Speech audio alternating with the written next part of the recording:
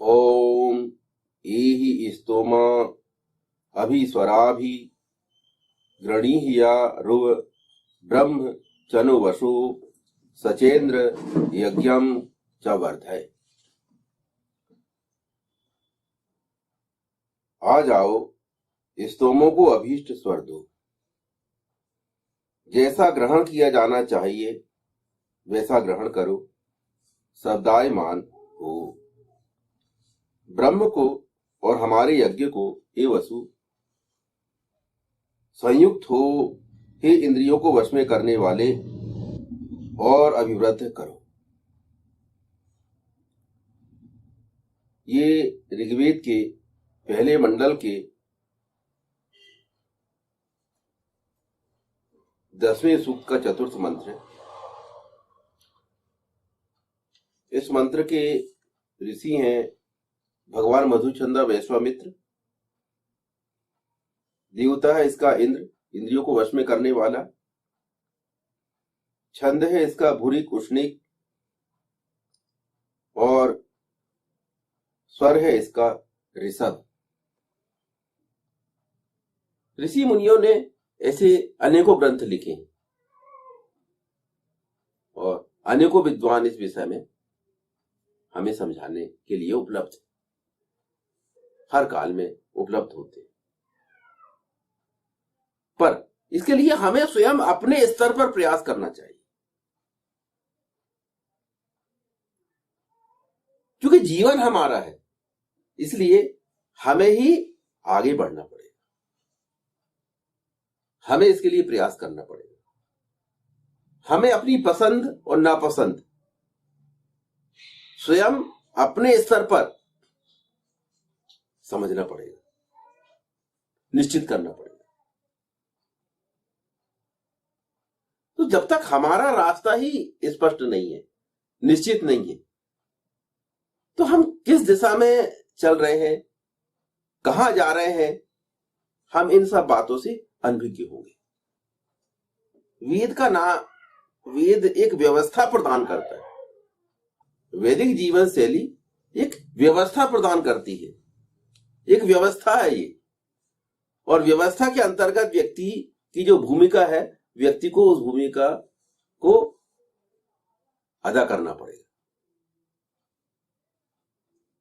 हम अपने जीवन को कुछ तो भी ढंग से नहीं जी सकते, कुछ भी मनमाना नहीं कर सकते। इस बात को समझना बहुत अनिवार्य है।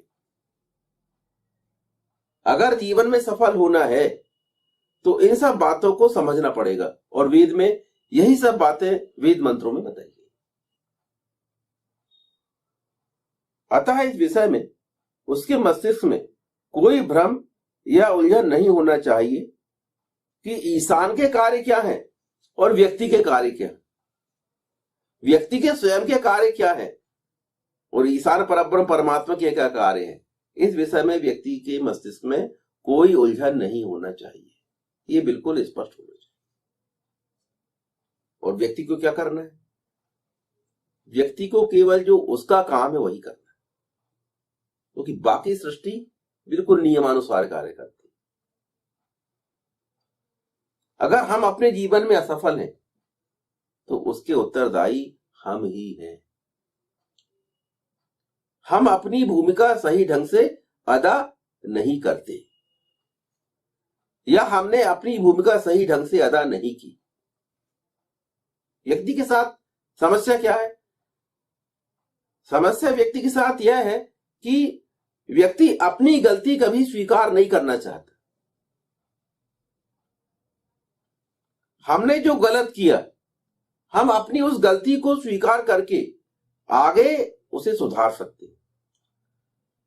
पर हम अगर अपने द्वारा की गई गलतियों को गलतियां ही नहीं मानते तो हम आगे सुधार नहीं कर सकते,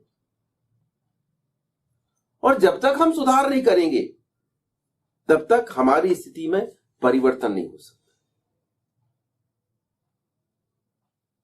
सृष्टि के साथ इस बात को समझा जाना बहुत जरूरी है कि सृष्टि वैज्ञानिक नियमों के अनुसार कार्य करती है।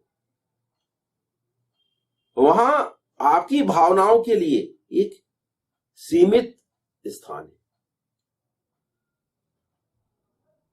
व्यक्ति के अंदर भावनाएं दूसरे व्यक्ति से व्यवहार करने के लिए बनाई गई,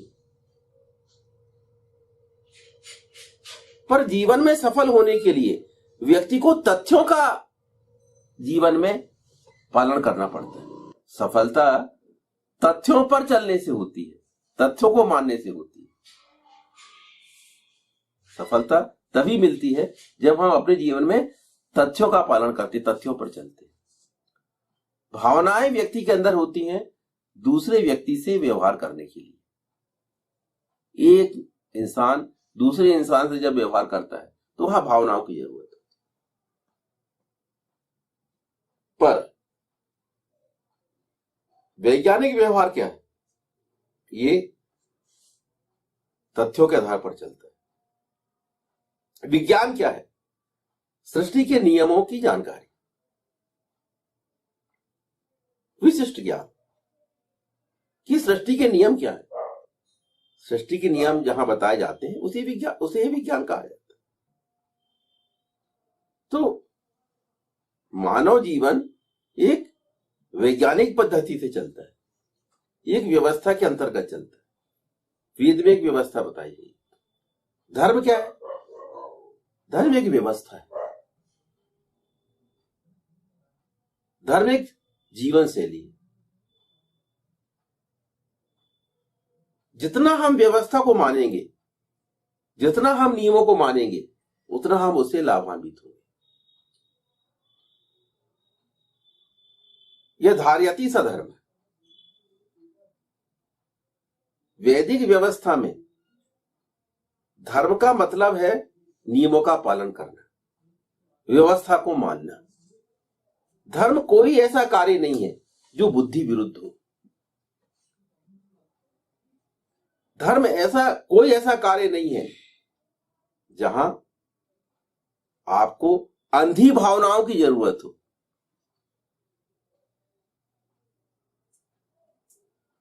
सब कुछ आपको जानकर समझकर करना है, पूर्ण रूपेण प्रकाश में करना है। कहीं कोई अंधकार व्यक्ति के जीवन में नहीं होना चाहिए, कहीं कोई अज्ञान व्यक्ति के जीवन में नहीं होना चाहिए। धर्म का काम है व्यक्ति को ज्ञान प्रदान करना, लोगों को लाइट में लाना, प्रकाश में लाना। तो जो वर्तमान समय में धर्म के अंदर अनेकों बातें जो अज्ञान की हैं, आस्था की हैं, वेद उनका समर्थन नहीं करता। ऐसे जो धर्म मत हैं, उन धर्म मतों का समर्थन वेद नहीं करता।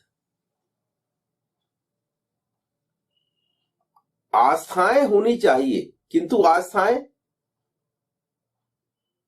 बुद्धि संगत होनी चाहिए। पहले आपको बुद्धि संगत ढंग से विचार करके तथ्यों को ज्ञात करना है, और एक बार समझने के बाद फिर आपको उन पर आस्था स्थापित करनी है। क्योंकि एक नियम को आपने समझ लिया तो फिर बार बार समझने की जरूरत नहीं है, फिर उस पर आपको व्यवहार करना है, आचरण करना है। पर एक बार समझने के लिए तो आपको तर्क करना पड़ेगा, बुद्धि का प्रयोग करना पड़ेगा। तो आस्था मतलब हमने एक बार समझ लिए, अब हम उसको हमेशा मानते चले जाएंगे। इसलिए हमारी आस्थाएं वैज्ञानिक होनी चाहिए, वेद सम्मत होना चाहिए, ज्ञान सम्मत होना चाहिए, तथ्यानुकूल होना चाहिए, सत्य होना चाहिए, ऋत होना चाहिए। आस्थाएं कहीं भी किसी भी रूप में अज्ञानपूर्ण नहीं होना चाहिए। क्योंकि अगर आस्थाएं अज्ञानपूर्ण होंगी तो व्यक्ति अपने जीवन में गलत दिशा में चला जाएगा, अज्ञान अंधकार में ग्रस्त हो जाएगा।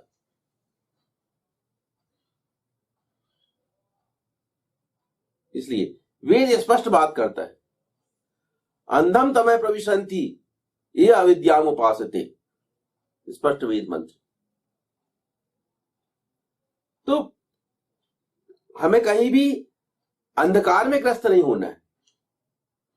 इसलिए आस्थाओं का जीवन में बहुत बड़ा महत्व है, पर जो भी आस्थाएं हमारे यहां स्थापित की गई हैं वे वैज्ञानिक तथ्यों पर आधारित है, ऋत पर आधारित है। इसलिए वेद बात करता है ऋतों की, वेद बात करता है तथ्यों की, वेद बात करता है बुद्धि प्रयोग की। तो श्रद्धा और मेधा दोनों का प्रयोग धर्म के अंतर्गत किया जाता है, पर कैसे किया जाता है? श्रद्धा मेधा पूर्ण होना चाहिए, बुद्धि संगत श्रद्धा होनी चाहिए, क्योंकि धर्म के अंतर्गत बगैर श्रद्धा के काम नहीं चलेगा। अगर श्रद्धा नहीं है, विश्वास नहीं है, तो आप कुछ अर्जित नहीं कर पाएंगे। पर जो श्रद्धा और विश्वास है वो मेधापूर्ण होना चाहिए, वो बुद्धि संगत होना चाहिए। क्योंकि गलत जगह अगर हम श्रद्धा का प्रयोग कर रहे हैं, गलत जगह विश्वास कर रहे हैं, गलत बातों में श्रद्धा है, तो हम अपने जीवन में असफल होंगे, हमें हानि होगी। इन बातों को बहुत अच्छी तरह समझना जरूरी है। जो कार्य व्यक्ति के अधिकार क्षेत्र में है वह उन्हें वेदानुसार यथावत करने का प्रयत्न करे, तथा जो कार्य ईशान परब्रह्म परमात्मा के अधिकार क्षेत्र में है उनके लिए ईशान से प्रार्थना या स्तोत्र करे। ये व्यक्ति को धर्म सम्मत व्यवहार यही है।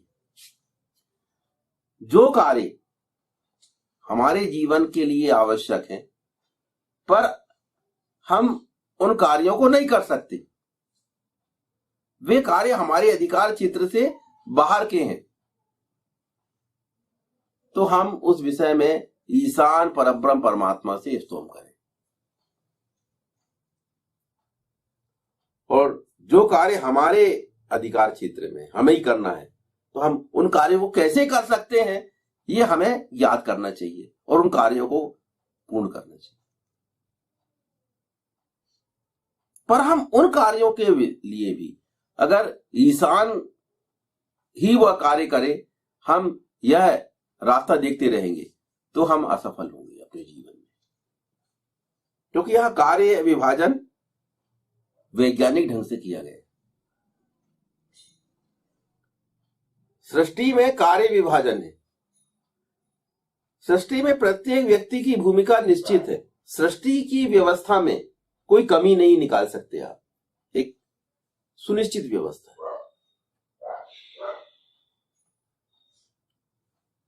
वेद में प्रत्येक व्यक्ति के कार्यों का विभाजन किया गया है।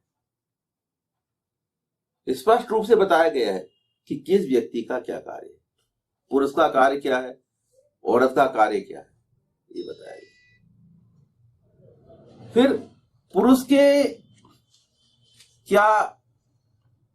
पुरुष को मुख्य रूप से क्या भूमिकाएं अदा करनी, कौन सी भूमिकाएं अदा करनी है, उन भूमिकाओं के अनुसार उसके क्या अधिकार है, क्या कर्तव्य है, ये वेद में स्पष्ट रूप से बताया गया। फिर औरतों के क्या अधिकार है और क्या कर्तव्य है, वो भी वेद में स्पष्ट रूप से बताया गया।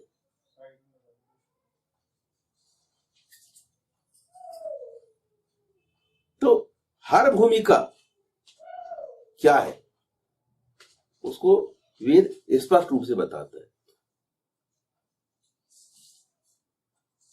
इस व्यवस्था के अंतर्गत व्यक्ति के करने का जो काम है बहुत कम है।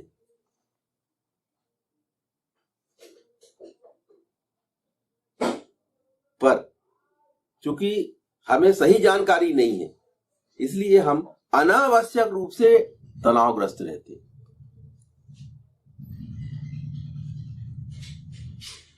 जैसे हम मशीनों का उपयोग करते हैं, तो मशीनों से जो काम होता है उसमें क्या होता है, व्यक्ति की भूमिका क्या रहती, बटन ऑन करना,